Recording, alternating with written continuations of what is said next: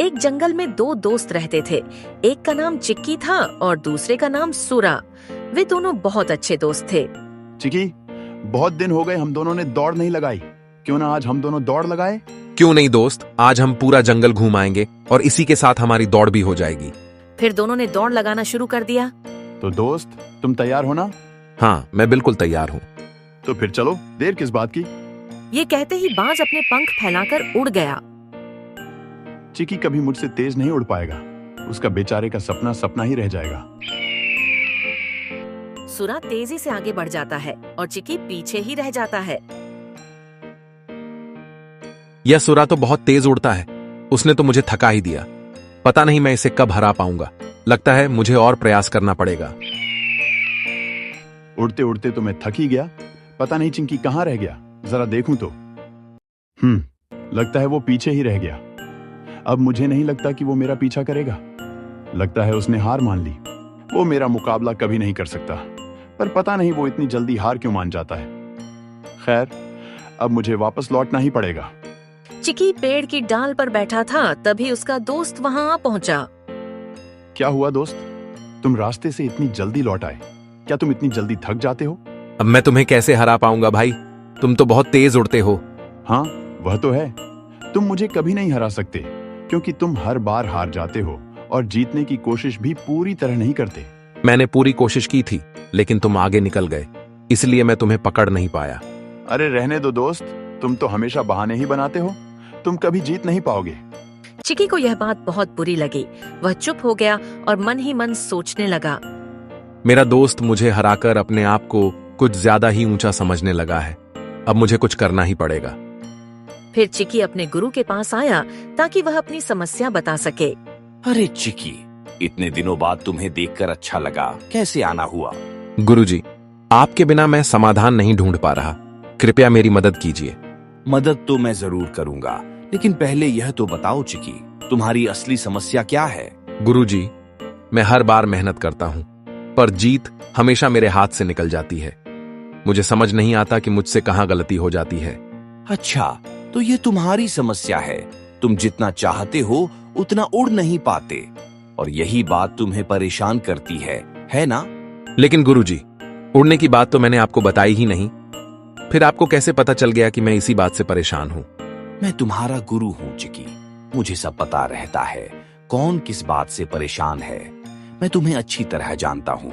अब यह भी सच सच बता दो, तुम किसको हराना चाहते हो? गुरुजी, मैं अपने दोस्त सूरा को हराना चाहता हूँ और उसका घमंड तोड़ना चाहता हूँ। चिकी, सूरा को हराना इतना आसान नहीं है। वह तुमसे काफी तेज है। उड़ना तो उसने बचपन में ही सीख लिया था, जबकि तुम अभी भी अभ्यास में हो। तो गुरुजी, मैं उसे कैसे हरा सकता हूँ? आप ही बता दीजिए। उसे हराने के लिए तुम्हें बहुत प्रयास करना पड़ेगा चिकी। लेकिन अगर तुम्हारा उद्देश्य केवल जीतना नहीं बल्कि उसका घमंड तोड़ना है, तो इसके लिए मेरे पास एक तरकीब है। आपके पास कैसी तरकीब है गुरुजी? मुझे भी बताइए। चिकी, उसका मुकाबला मैं कल एक ऐसे बाज पक्षी से करवाऊंगा जो उससे भी तेज उड़ सकता है। जब सूरा उस बाज से हारेगा, तब उसका घमंड अपने आप टूट जाएगा। यह तो बहुत अच्छी तरकीब है गुरुजी। मैं कल ही सूरा को लेकर आ जाऊंगा। रात के समय सूरा अपने दोस्त का इंतजार कर रहा था। पता नहीं ये चिंकी कहाँ रह गया।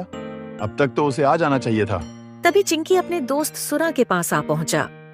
तुम कहाँ रह गए थे चिंकी? मैं कब से तुम्हारा इंतजार कर रहा हूँ। आज तुम्हें आने में इतनी देर क्यों हो गई? मैं हमारे गुरुजी के पास गया था, इसलिए आने में मुझे देर हो गई। तुम इतनी दूर गुरुजी के पास क्यों गए थे चिंकी? आखिर ऐसा कौन सा जरूरी काम पड़ गया था कि तुम्हें वहां जाना पड़ा? मुझे तो तुम्हारी वजह से ही गुरुजी के पास जाना पड़ा सूरा। तुम रोज मेरा मजाक उड़ाते हो, इसलिए मैंने गुरुजी से सलाह लेने का सोचा। अच्छा, तो ये बात है। यानी तुमने मुझे हराने के लिए जरूर कोई ना कोई योजना बनाई होगी, है ना चिंकी? हाँ, मैंने और गुरुजी ने मिलकर एक योजना बनाई है। कल तुम्हारा मुकाबला एक बहुत बड़े बाज से होगा। जब वह तुम्हें हराएगा, तब तुम्हें पता चलेगा कि हारने के बाद कैसा लगता है। ओह, बाज? अच्छा, तो ये बड़ी रचना तुमने और गुरुजी ने मिलकर रची है। कल मैं उस बाज का सामना करूंगा, देखूंगा कौन किसे हराता है। सूरा, तुम उसे कभी नहीं हरा सकते। वो बाज पक्षी तुमसे कहीं ज्यादा तेज और ताकतवर है। ये तो कल ही पता चलेगा कि कौन ज्यादा तेज है। अगली सुबह उड़ान के लिए सुरा और उसके साथ एक बाज पक्षी दोनों तैयार खड़े थे। सुरा और बाज, तुम दोनों तैयार हो ना? जी गुरुजी, मैं तो कब से इस बाज को हराने के लिए तैयार बैठा हूँ। तो ठीक है, अब तुम दोनों अपनी उड़ान शुरू करो। फिर सुरा और बाज पक्षी उड़ान भरना शुरू कर देते हैं। गुरुजी, आपको क्या लगता है इस मुकाबले में कौन जीतेगा? चिंकी, यह तो मुकाबला खत्म होने के बाद ही पता चलेगा। सुरा और बाज पक्षी के बीच कड़ा मुकाबला चल रहा था। दोनों बराबरी पर उड़ रहे थे। ये बाज तो मुझसे कहीं ज्यादा तेज है, लेकिन मुझे इसे हराना ही होगा। सुरा मुझे हराने की सोच रहा होगा, लेकिन यह इतना आसान नहीं होगा। वह बाज पक्षी मुझसे बहुत आगे निकल गया, लेकिन मैं हार नहीं मानूंगा। तभी वह बाज पक्षी उड़ते उड़ते एक चट्टान पर आकर बैठ जाता है। अब बस सुरा के आने का इंतजार है। वैसे भी मैंने अपना काम पूरा कर लिया है। तभी सुरा भी वहाँ आ जाता है। क्या हुआ बाज, तुमने अभी से हार मान ली क्या? क्या तुम्हें जीतना नहीं है? दोस्त, मेरा काम तो बस यहाँ तक उड़ना ही था। इससे आगे मैं नहीं जा सकता। पर तुम ऐसा क्यों कह रहे हो? अगर तुम मुझे हरा दोगे तो गुरुजी की नजरों में तुम्हारी इज्जत और भी बढ़ जाएगी। मैं तो बस गुरुजी की आज्ञा का पालन कर रहा हूँ। गुरुजी ने जैसा कहा था मैं वही कर रहा हूँ। लेकिन गुरुजी ने ऐसा क्यों कहा? वे तुम्हें क्यों हराना चाहते हैं और मुझे ही क्यों जिताना चाहते हैं? इन सवालों के जवाब मेरे पास नहीं है दोस्त। तुम्हें तो खुद गुरुजी ही बताएंगे। लेकिन दोस्त, मैं ऐसी जीत स्वीकार नहीं कर सकता। मैं मानता हूं कि मैं तुमसे हार गया हूं और यह बात मैं खुद जाकर गुरुजी को बताऊंगा। तुम्हें जैसा ठीक लगे वैसा ही करो। मैंने तो बस वही किया है जो गुरुजी ने मुझे कहा था।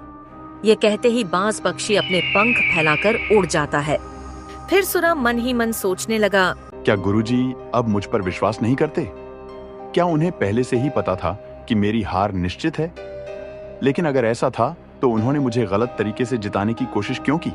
अब सुरा के मन में तरह तरह के सवाल उठने लगे।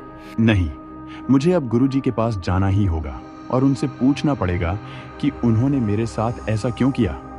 तभी सुरा लौटकर अपने गुरुजी के पास आ जाता है। सुरा, तुम पहले आ गए। इसका मतलब है कि तुमने उस बाज पक्षी से मुकाबला जीत लिया।